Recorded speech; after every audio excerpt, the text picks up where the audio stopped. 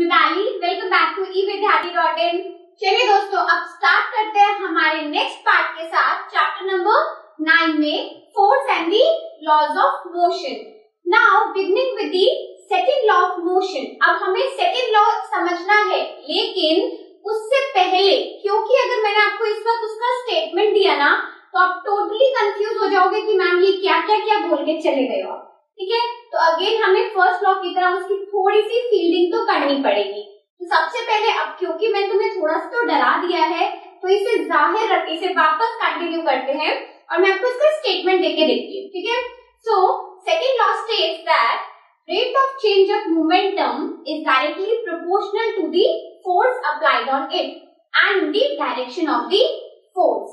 तो यहाँ पर मैंने बोला तो बहुत आराम से है, but I am so sure कि आपको इसमें से कुछ भी समझ आने वाला इतनी आसानी से नहीं है, क्योंकि हमारे पास कुछ एक नए वर्ड्स आ गए हैं। फोर्स से तो हम काफी इंट्रोड्यूस्ड हैं, मतलब पता है, लेकिन मोमेंटम क्या है, अब ये मोमेंटम क्या नई चीज आ गई है। सो मोमेंटम तक जर्नी को कंटिन्यू करने के लिए ना फील्डिंग करनी बड़ी जरूरी है। ठीक है, तो इसलिए चलिए स्टार्ट करते हैं एक बार कि हम एक एक करके अपने ना कीवर्ड्स को सबसे पहले समझेंगे। एक बार फोर्स उठा लेते हैं और एक बार मोमेंटम। तो फॉर द टाइम बीइंग हम यहाँ से मोमेंटम को हटाते हैं, अभी मोमेंटम के बारे में बात नहीं करेंगे। ठीक है, सिर्फ फोर्स के बारे में बात करेंगे और देखते हैं कि हमें समझना क्या है कि फोर्स डिपेंडेंट किस पे होती है। अभी तक हमने फर्स्ट लॉ तक अच्छे से समझा कि इनर्शिया क्या है और फोर्स अप्लाई होने पे इनर्शिया चेंज होता है, लेकिन ये भी पता है हमें कि फोर्स पुश और पुल है किसी भी चीज का स्टेट चेंज करने के लिए। लेकिन बेसिकली आपका जो फोर्स है वो डिपेंडेंट किस पे है, हमें ये जानना बहुत जरूरी है। और सेकेंड लॉ को समझने के लिए तो ये सबसे नेसेसरी स्टेप है। ठीक है, तो चलिए सबसे पहले, काफी इंटरेस्टिंग है, बोर होने की तो इसमें वैसे भी टाइम नहीं मिलेगा तुम्हें, क्योंकि काम करने वाले हो तुम साथ में। ठीक है, जैसे जैसे मैं कह रही हूँ मेरे कमेंट सेक्शन में वहाँ पे आंसर आ जाना चाहिए। एक बार देखते हैं फोर्स में हमें क्या करना है। ठीक है, सो बहुत इजी सा सवाल है यहाँ पर। कोई भी मूविंग ऑब्जेक्ट है, गाड़ी ले लेते हैं, फुटबॉल ले लेते हैं, कुछ भी आप इमेजिन कर सकते हो। खुद भी चलना है तो खुद भी चल के देख सकते हो। ठीक है, बस सुनते रहो मेरी बात।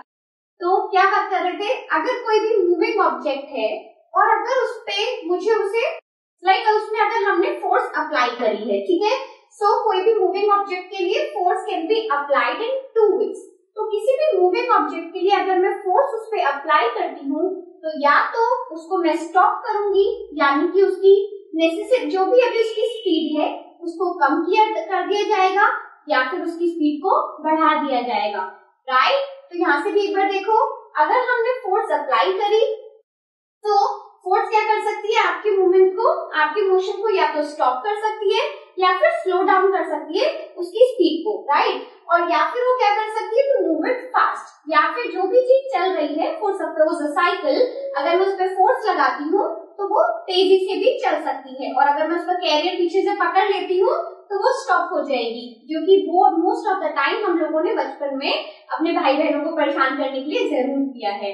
तो बस ऐसे एग्जाम्पल से देखो, तुम चुटकियों में समझ जाओगे कि क्या कॉन्सेप्ट है। ठीक है, तो चलो अब ये तो हमें समझ आ गया कि फोर्स 2 तरीके से अप्लाई हो सकती है। अब एक एग्जाम्पल के साथ ना इस पे थोड़ा सा वर्कआउट करते हैं। क्या एग्जाम्पल है, kicking a ball, the ball will gain acceleration. तो अब मैंने क्या किया, मैं उसकी मोशन को कम नहीं करना चाहती हूँ, इनफैक्ट मैं काफी उसकी स्पीड तेज करना चाहती हूँ। So what I did, I have kicked the ball, मैंने एक फुटबॉल को लात मारी। आप भी मारते हो, आप तो फुटबॉल के, आपको तो ग्लास भी पड़ा हुआ मिल जाए तब भी मार देते हो। तो किसी भी एक चीज को हमने किक किया, ठीक है, बॉल को, और अगर हमने किक किया तो उसके अंदर क्या आएगा, उसकी वेलोसिटी चेंज होगी, और वेलोसिटी के चेंज को क्या कहा जाता है, एक्सीलरेशन कहा जाता है। यानी कि उसके अंदर क्या आएगा, एक्सीलरेशन आएगा।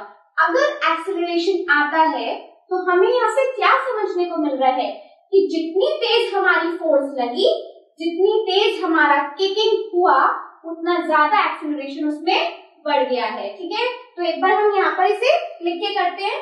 क्या मैंने आपको बताया था, if you kick the ball, इसी वाले एग्जाम्पल को मैं यहाँ आपको कंटिन्यू कर रही हूँ। तो if you kick the ball, velocity में चेंज आएगा।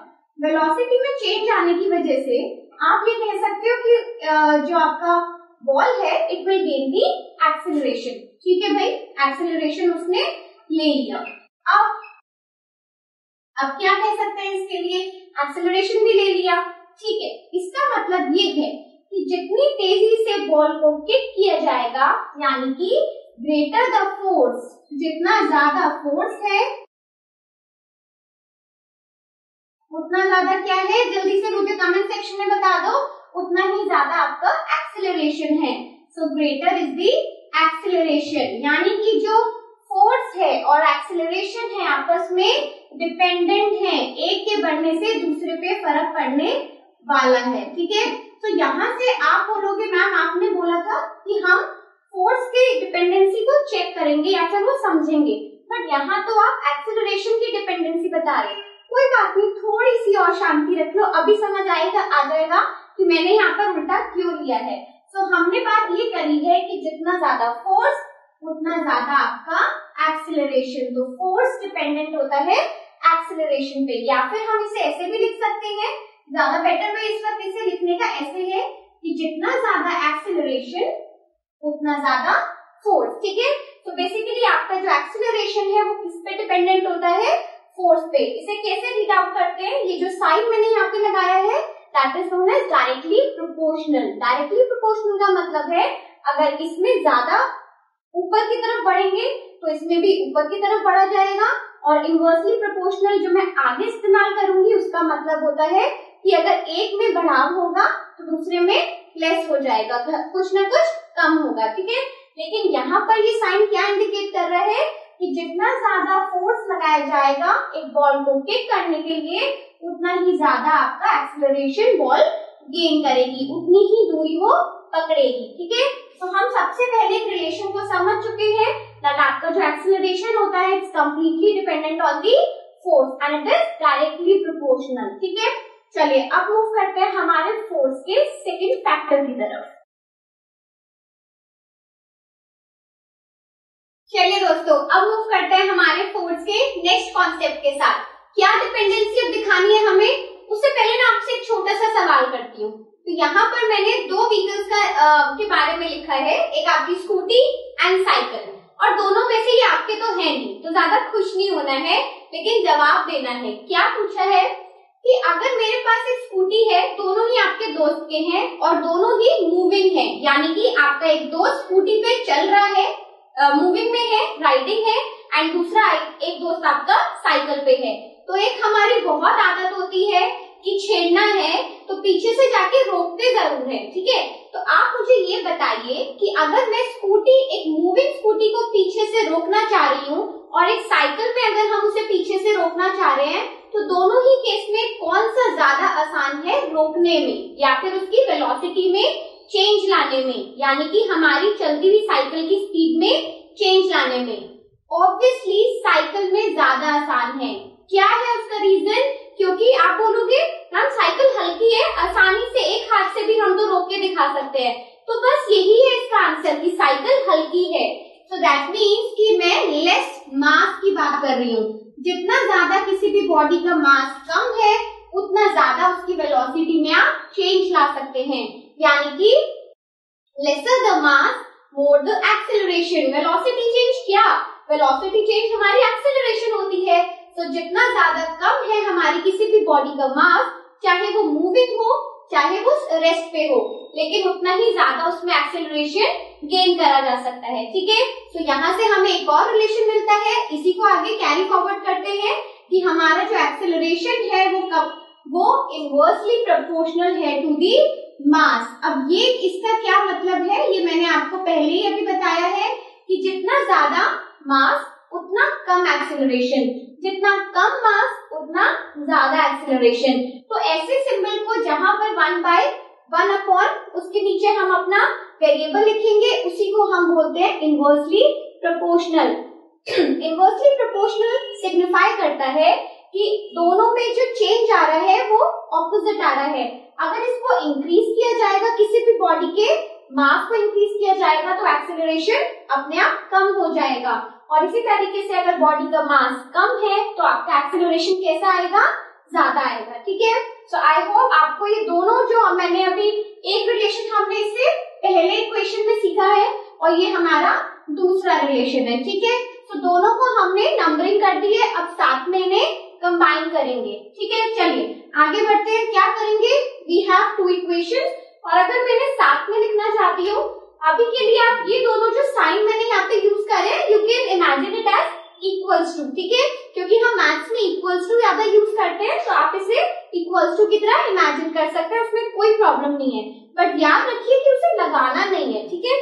चलिए अगर मैं दोनों को कंबाइन करती हूँ तो मैं ये कह सकती हूँ डायरेक्टली प्रोपोर्शनल, और यहाँ पर f के पास डायरेक्टली प्रोपोर्शनल है और m हमारे यहाँ पर नीचे है, तो मेरा एक रिलेशन बना कि एक्सेलरेशन जो है f बाय m पे डिपेंडेंट है, ठीक है। अब क्योंकि मुझे फोर्स का रिलेशन चाहिए था, एक्सेलरेशन तो भाई मोशन में बहुत पढ़ चुके हैं, मुझे उससे निकालना नहीं है, मुझे क्या चाहिए था, हमें फोर्स चाहिए था, ठीक है। तो इसलिए हम एक फोर्स के रिलेशन में इधर इसे पुट करेंगे। मैंने अभी आपको क्या कहा है कि आप अपने इमेजिनेशन के लिए या अपने ईज के लिए इसको इक्वल्स टू में इमेजिन कर सकते हैं, ठीक है। सो फॉर सपोज अगर मैं ऐसे इस रिलेशन को लेके चल रही हूँ and I need to find out this force, तो हम क्या करेंगे, मास क्योंकि डिविजन में है, यहाँ पर जाके क्या हो जाएगा, मल्टीप्लाई हो जाएगा, ठीक है। सो आई कैन राइट फोर्स, आपका जो फोर्स है वो डायरेक्टली प्रोपोर्शनल है मास इनटू एक्सीलरेशन के। यहाँ पर अगर मैं उसी चीज को लिखती हूँ तो फोर्स इक्वल्स टू आ जाएगा आपका mass into acceleration. Basically force का फॉर्मूला हमें यहीं से मिलता है, but for the time being आप यहाँ से ये सिंबल को नहीं हटाएंगे। This is just for your explanation, ठीक है, जिससे कि आपको समझ आ जाए, तो मैंने यहाँ पर आपके लिए साइन रिमूव करके आपको समझा दिया है। But this is very important, हमें अपने आगे सेकेंड लॉ को समझने के लिए we need to remember this कि हमारा जो फोर्स है वो डायरेक्टली प्रोपोर्शनल होता है to the mass and the acceleration. इसका मतलब क्या है कि अगर एक्सीलरेशन में चेंज आएगा, फॉर सपोज एक्सीलरेशन इंक्रीज हो रहा है तो फोर्स भी इंक्रीज हो रही है। सिमिलरली अगर हमारा मास इंक्रीज हो रहा है किसी भी बॉडी का तो फोर्स भी इंक्रीज हो रही है, ठीक है। ये दोनों के साथ हमारा जो फोर्स है वो कैसे रिलेशन में है, it is directly proportional. So I hope now कि आपको ये कॉन्सेप्ट समझ आ गया है। Now moving on to the second part of a video, और उसमें हम आगे कंटिन्यू करेंगे अपने सेकेंड लॉ के साथ, ठीक है। So keep watching, keep learning, stay tuned with us, up till then bye.